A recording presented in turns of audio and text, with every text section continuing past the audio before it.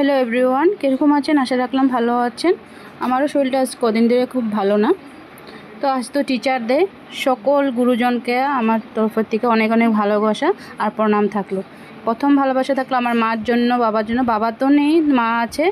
তো যার থেকে আমরা কথা চলাফেরা এগুলো শিখছি, ওনাকে অনেক অনেক ভালোবাসা থাকলো আর প্রণাম থাকলো।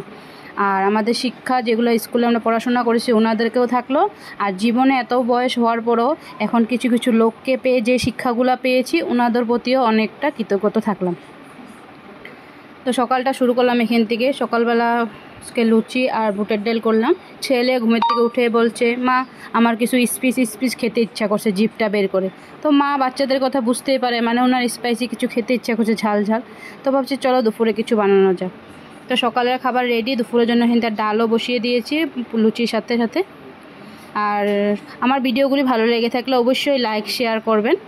আপনাদের লাইক শেয়ারও খুব জরুরি।